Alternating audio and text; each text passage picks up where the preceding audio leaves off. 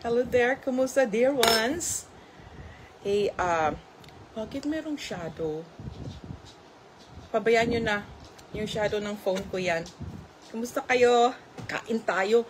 Alam nyo, na-remember ko ay promise na hindi ako kakain sa susunod na live. Pero pasensya na kayo kasi malapit nang 6 o'clock na nga pala. Late na nga ito eh.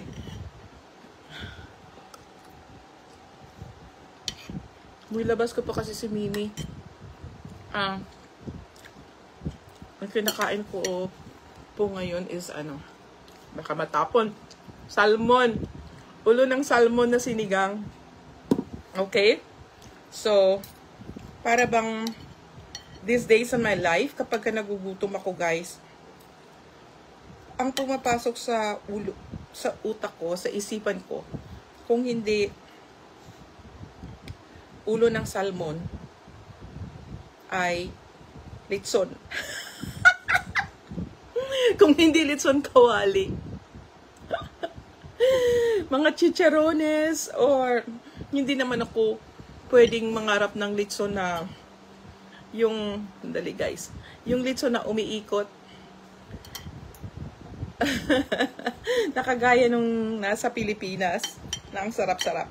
Kasi wala yung dito. Meron yata, pero it's dry. Tapos baka meron ding hindi dry. Sandali. Kaya lang, mahal guys. Hindi kaya. Hindi naman pwedeng bibili ako nun na lang.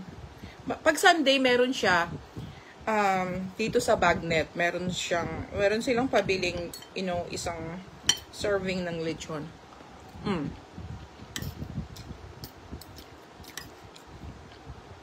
Kaya,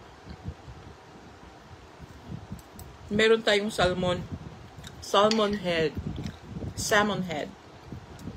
na sinigang ko with maraming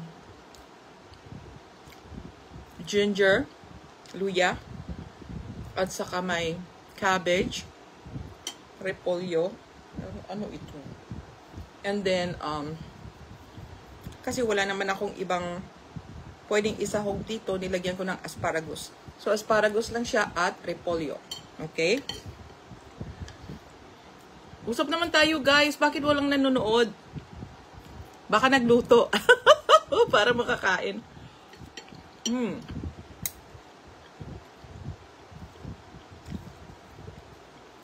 Nung mag-start akong kumain, parang hindi naman ako nagugutom eh.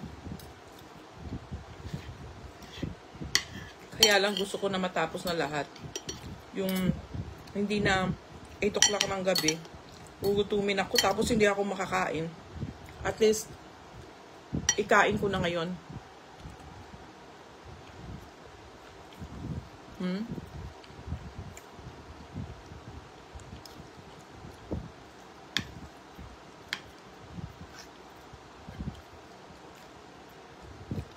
Sana nagustuhan niyo yung mga kanta-kanta ko, guys.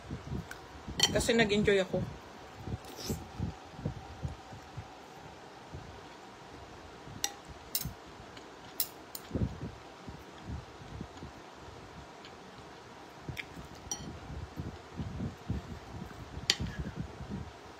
Yung kanta ni Jessel Zaragoza, ang tagal kong nahanap. Kasi hindi ko alam ang title. Hinahanap ko siya. Ang tinype ko.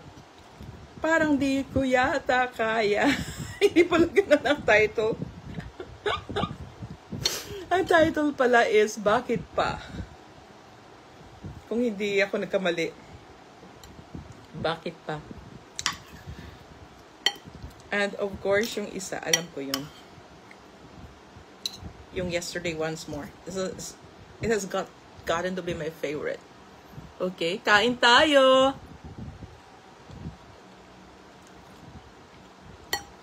Kung hindi lang late na, hindi ako kakain ngayon. Ayan lang late na eh. Kumusta naman kayo dyan?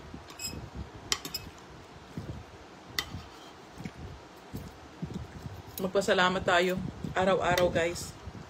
Pasalamat tayo sa mga grasyang natatanggap natin. at saka sa mga saya, at saka sa mga comfort na may bibigay sa atin. At saka lalong-lalo na yung pagtubos, yung salvation natin, guys, na nagkaroon tayo ng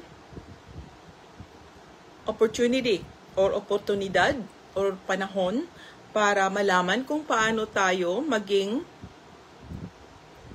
Christian.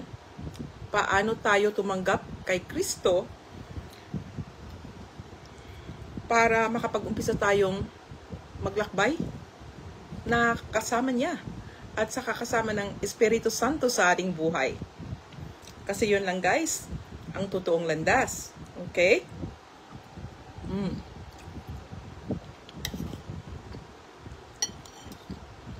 Hindi ko ito ubusin. Para pag si Manuel nagutom mamaya, ito na lang kainin niya. Diba? Manuel pala, yun ang pangalan ng asawa ko. Okay? Sometimes I call him mi viejo.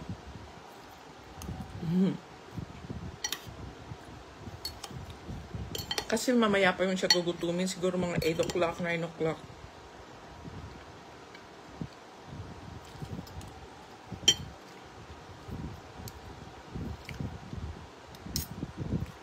Ilalagay ko ito sa freezer. Baka iba kasi yung gusto niyang kainin eh. Kasi minsan meron na kami pagkain dyan, pero iba pa rin ang gusto niyang kainin.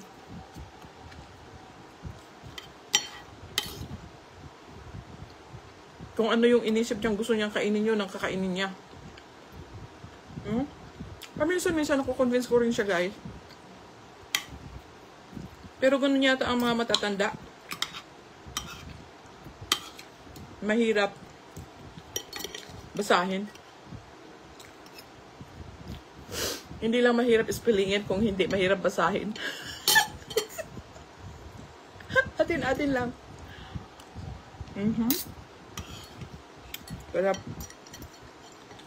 Pero kahit mahirap siyang basahin, ng word for word,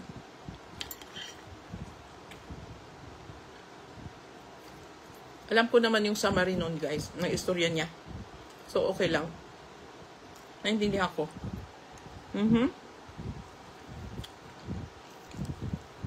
Tama na. Para mas marami ako maitira sa kanya.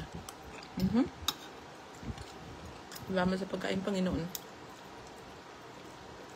Maraming salamat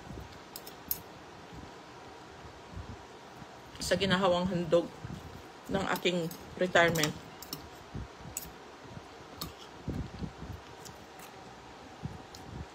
Alam ko lahat ng ginhawa saya at anong peace? Kapayapaan sa buhay ay galing sa iyo, Panginoon. Salamat. Okay. So, tama na. Okay na ako.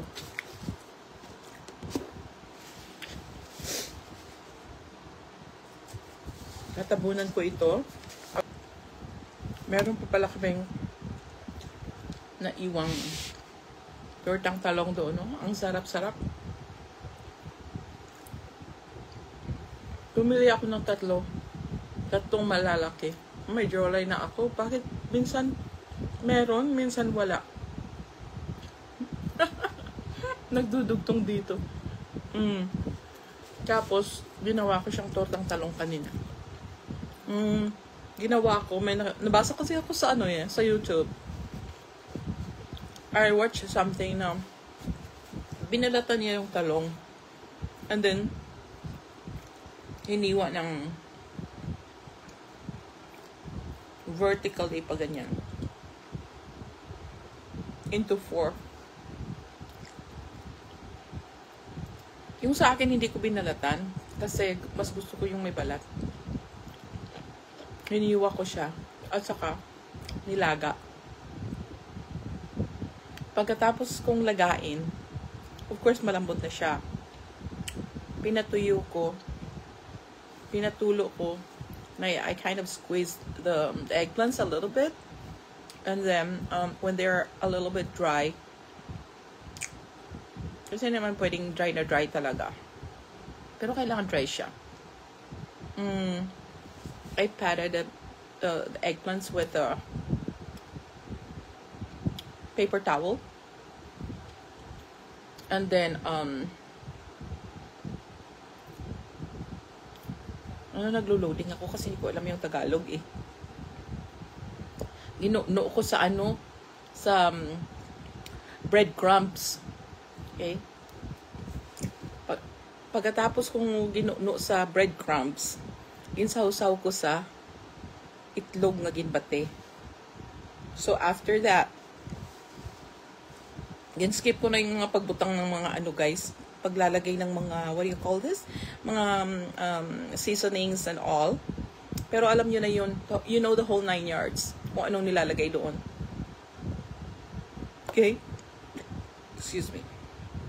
Kung asin lang kayo, asin lang, but I put the whole 9 yards. Like ground pepper, black pepper,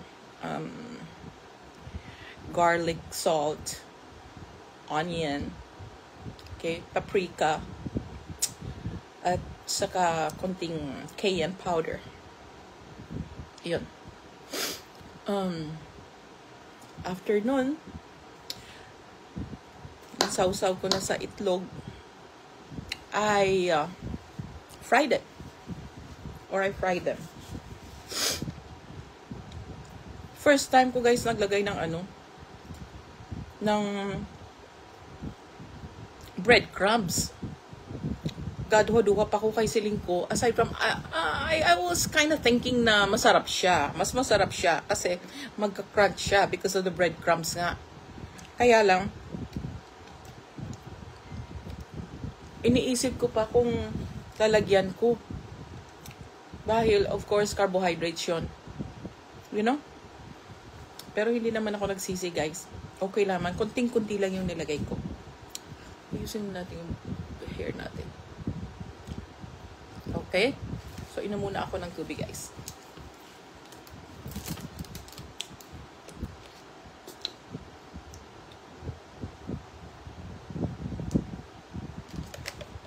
And then, gamot natin.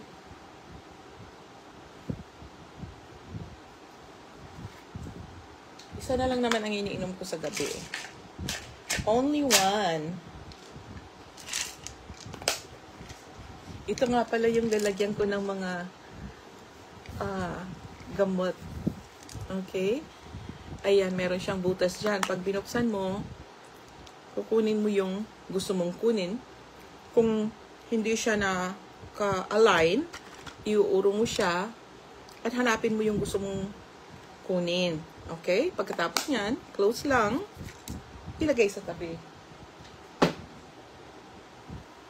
Yung aking family doctor nung makita niya, kasi in my last appointment with him, I had to show what medicines I've been taking, or what pills I had been taking so far.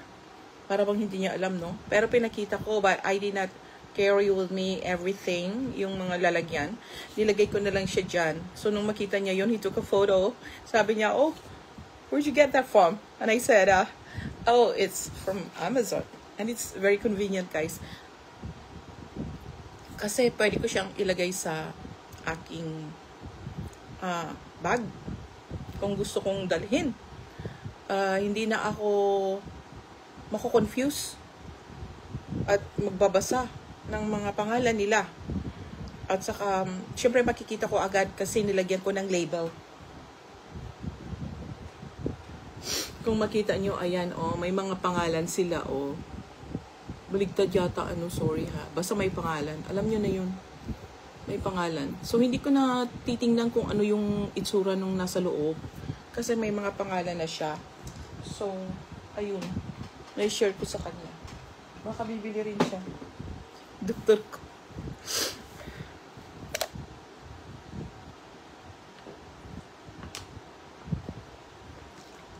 Ayan, guys.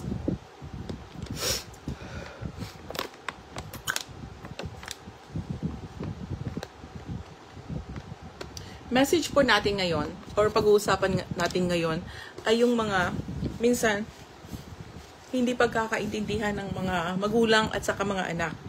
Okay? Kasi, whether we like it or not, or whether we accept it or not, magkakaibang generation tayo eh. So, yung naisip nating tama, based on what has been taught to us by our parents, yeah, in our generation, is not anymore very applicable to this generation. Yung generation ng mga anak natin. Iba na yung mga pananaw nila sa buhay, iba na rin yung mga impluensya na nakukuha nila sa kanilang palipaligid. Okay? So, minsan, nagka-clash yung mga pag-uusap ng mga pamilya or ng mga parents at saka mga anak. Kasi sasabihin ng nanay or ng tatay, oh, you need to study this because you need to have this because you need to attain this. So, it's from the point of view of the parents, guys. Kasi ako, ganyan ako eh. Alam niyo na yun.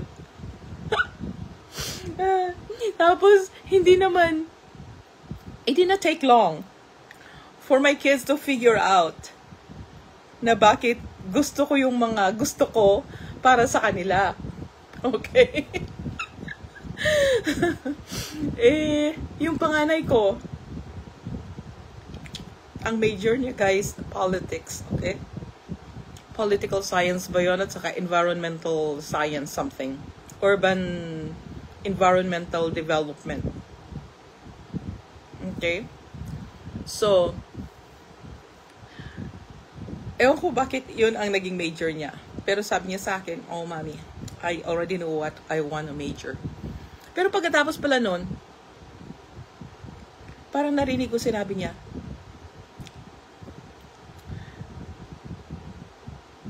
to the effect that, you know, I had planned for him. So, he was kind of going through with it. Pero gusto niya rin yung naging major niya, guys. Kasi, tinapos niya yun ng 4 years lang. Meron pa nga siyang mga bakanting periods, time slots for his classes in his last semester. Kasi, yung anak ko na yun, guys, si Justin. Justin lang muna pag-usapan natin, ha, para hindi masyadong mahaba. Kapag ka nag-aral yun, hindi kagaya ko, na ako, ang tagal kong mag-prepare. Nasi-stress ako, malayo pa yung exam. Nasi-stress na ako. Sa araw ng exam, is either over-prepared ako, or nararattle ako. Siya, he was easygoing. Kahit na nasa high school, exam na ngayon, this morning, bubuksan niya yung kanyang notes. And he goes to school. Parang nag-exam nga yan ng state test. Walang dalang, ano ba yun? Lapis ba yung wala niyang, hindi niya dinala? Or AP exam yun eh. Calculator. And they were asked to bring calculator. Their own calculator. Baka mali ako pero something like that. So, I guess during those days they were not provided because but he survived it. So, this morning siya mag-aaral and then he was gonna take the test. So, hindi kagaya ko na OA ako mag-prepare. Okay? At saka kahit na alam kong nakapag-prepare na ako, feeling ko hindi pa rin ako ready. Ano ba yan? Bakit ako ganun? Siguro kung hindi ako ganun, ano ba? Kung hindi ako ganun, ano ba? Mas mabuti? I'm not sure. Ano sa isip nyo? Nag-live ako dito, guys, pero walang nanonood sa akin. Lahat ng mga tao busy. Ano ba ngayon? Thursday. tomorrow is Friday. I have an appointment tomorrow. Okay? So, yung mga gustong magpa-appointment, sinabi ko talaga sa November pa ako available kung mga taxes yung gagawin ko. Okay? Kasi ang dami kong inaasikaso this month, guys. And I want to give myself the time to work on those and to finish those by the end of October para hindi ako na, and I'm giving myself, you know, enough time para hindi ako na stress. Okay? Kasi gusto ko wala ng puwang yung stress sa buhay ko these days. I don't deserve any of those anymore. You know? Hello there. Thank you for watching. So that's what I want to say. Now, so bukas kailangan kong pumunta sa government agency because I have an appointment to see them. All right? I'll tell you pagkatapos nun, guys. I've been working on some parts of those this past few weeks. Natapos ko yung isang part kahapon, and then yung the other parts the other week, and then tomorrow, yun nga, meron akong appointment. Okay? I hope it will go smoothly. Alright? I like this hair. I like this hair. My students before were like, Miss, we like your hair. I said, oh, I know, me too. And that's why they said, oh, it looks like hers. Okay, guys. So, seryoso na tayo. Bakit ko sinishare yung pag-accept kay Jesus as your personal Savior, guys? Kasi yun lang ang paraan para magkaroon tayo ng ma-open natin yung ating sarili sa pagsunod sa landas na kailangan nating sundin. Okay? Para matamo natin yung kaligtasan. So that we will continue learning. Kasi bukas na tayo eh. We continue learning the Word of God. Para ma-prepare natin yung buhay natin at saka yung ating sarili after life. Okay, share ko dito yung prayer of accepting Jesus, okay? I will post it here later. Kasi yun ang importante, guys. And I know I accepted Jesus when I was 23 already. I was 23? Yes, I believe so. No, 25. After I came back from med school. So, however, God has been so generous and so faithful to me. Faithful to me. Na hindi niya ako pinakawalan. Sunod pa rin siya ng sunod sa akin. Hanggang sa matanggap ko siya. And then, yun na ang umpisa. Nagkaroon ako ng baptism. And, alam ko yung mga taong nagturo sa akin or nag-guide sa akin, pinadala sila ng Panginoon para magkaroon ako ng kapayapaan sa piling ng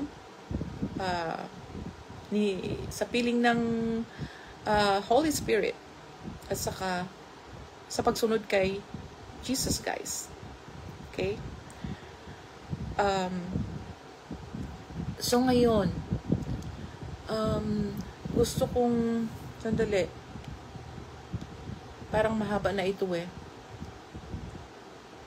So, as I promised you, I'm going to put the prayer of acceptance here. At saka be sure na mag-pray kayo, guys. No? It's very, very important. Alright? So, ngayong araw, easy lang tayo. Kailangan nating magkaroon ng peace of mind. At saka kapag hindi natin alam kung paano magkaroon ng peace of mind, we need to reflect. Okay? And seek out God's Word. Kasi yung peace of mind, hindi lang yun sa mind sa heart din, sa katawan din natin. Okay? Hindi yung, kasi kapag wala tayong peace of mind, palaging mainit ang ulo natin, na frustrate tayo kaagad-agad with little things. At saka pati yung dibdib natin, para siyang nagta-tighten, hindi nag-iinit, hindi mo naiintindihan yung nararamdaman mo. At saka yung buong katawan mo parang nanginginig. Kasi madali kang ma-irritate, madali kang magalit, madali kang maapektuhan, madali tayong mag-react. Okay? So, that's one that we need to also discipline. Marami tayong pag-usapan, guys. Marami pa. Okay? So, manood kayo at follow me, and also please subscribe and my YouTube channel para mas marami pa tayong mapagkakwentuhan. Okay? At saka para ma-inspire din akong mag-share ng mga nalalaman ko, ng mga buhay-buhay ko, at saka of course, yung inspiration naman natin, hindi naman lahat palaging intrinsic yun. Yung iba, extrinsic din. Kaya yung mga nagsasabing, oh, you're doing good, oh, you're this and that, na para bang nakaka-inspire, is an extrinsic motivation na nagkukos sa atin, nagpupush sa atin to move forward. Okay? So, yun. Salamat sa mga inspiration nyo. Salamat sa inyong mga... Hello, sister! Akala ko hindi na kita makita dito. Grabe naman. Simula sa reels, sa post, sa live. Nako, magkakaroon ka na talaga ng award. Salamat, kasasabi ko lang yung mga pagbati at saka mga pag-motivate sa akin, nakaka-inspire. Okay? Kaya parang araw-araw na akong re-record. Saka I look forward to it. Kahit na yung pag-share ko ng mga reflections, at saka kahit na yung sayaw-sayaw ko paminsan-minsan, at saka yung mga kanta-kanta ko na lip-sync. Kanina pala, hindi pala yung dapat, karaoke. Dapat pala lip-sync pala yun. Kaya lang, mali yung pagkalagay ko. Kaya, sige na lang. Nagpatuloy na lang ako. I hope na okay lang, ha? Yung kanta ko. Okay. Ano ba yung kinanta ko na yun? Yung Close to You yata. Yung Close to You. Kasi yung kay Jessa, lip sync. Okay? Alright, guys. See you again tomorrow. God bless you. Magpapakabait po tayo. Ay, hindi. Let's live in the Spirit. Alright? Kasi alam natin that we live in the Spirit, we follow the Word of God, and we are kind to ourselves and kind to everyone. Nakakagaan yun ng pakiramdam at saka nakakagaan ng buhay, pag-iisip, puso, at saka nagkakaroon tayo ng healthy body. Okay? Malalaman nyo yan kung bakit. Pag-uusapan natin yan sa mga susunod na kabanata.